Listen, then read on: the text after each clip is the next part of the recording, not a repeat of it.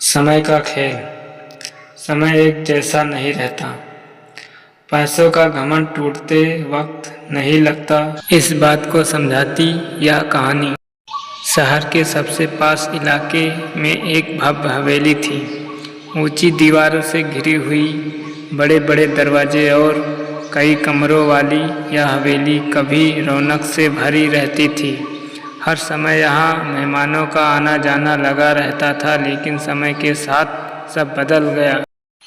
अब यह हवेली वीरान हो चुकी थी। यहाँ सिर्फ एक बुजुर्ग रहते थे, श्रीकांत बाबू।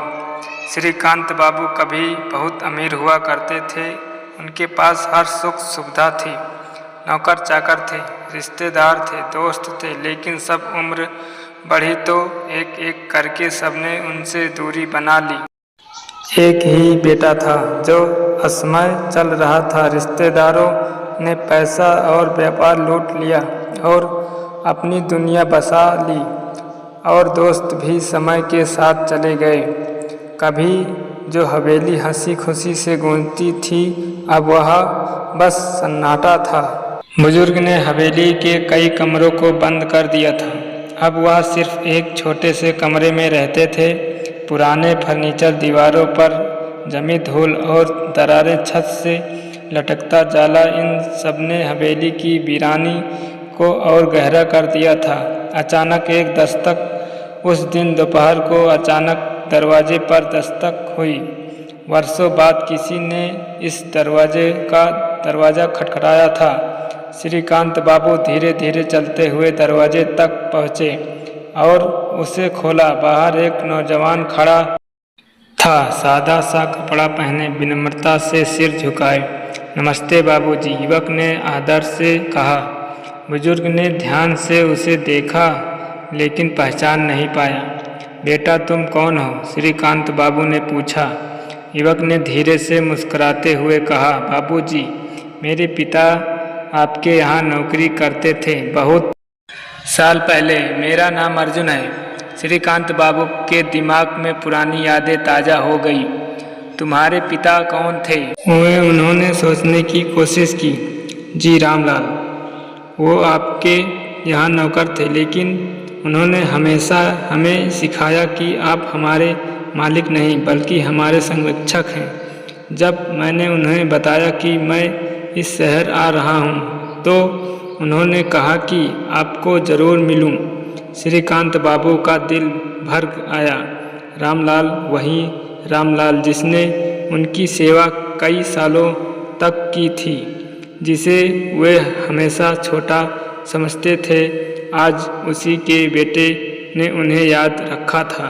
बुजुर्ग ने अर्जुन को अंदर बुलाया। अर्जुन ने देखा कि हवेली की हालत बेहद खराब हो चुकी थी। वह यह देखकर दुखी हुआ कि जो इंसान कभी शान और ऐशो आराम में जीता था, आज अकेलेपन में, उदासी में डूबा हुआ था। बाबूजी, आप अकेले रहते हैं? अर्जुन ने चिंता से पूछा। श्रीकांत बाबू ने हल्की मुस्कान के साथ कहा, हाँ बेटा, समय के साथ सब बदल गया। एक वक्त था जब यह घर गुलजार था, लेकिन धीरे धीरे सब छूटता गया।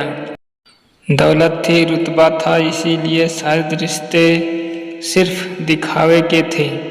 जब ज़रूरतें खत्म हो गई तो अपने भी दूर हो गए। अर्जुन ने उनकी आंखों में नमी देखी। उसने धीरे से कहा, बाबूजी, मेरे पिता कहते थे कि इंसानियत और प्रेम से बड़ा कुछ नहीं होता। दौलत इंसान को कभी सच्चा सुख नहीं दे सकती। श्रीकांत बाबू चुप हो गए।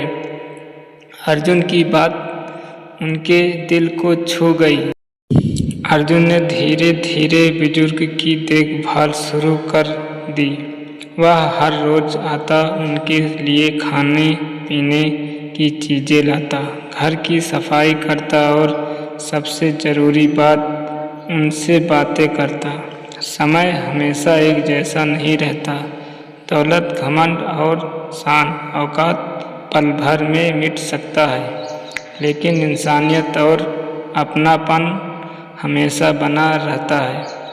हमें कभी भी अपने हालात पर घमंड नहीं करना चाहिए, क्योंकि वक्त बदलते देर नहीं लगती। श्रीकांत बाबू की हवेली फिर से वैसे तो नहीं बनी, लेकिन उनके दिल का सन्नाटा खत्म हो गया था। अब वहाँ अर्जुन की हंसी और अपनेपन की गर्माहट थी।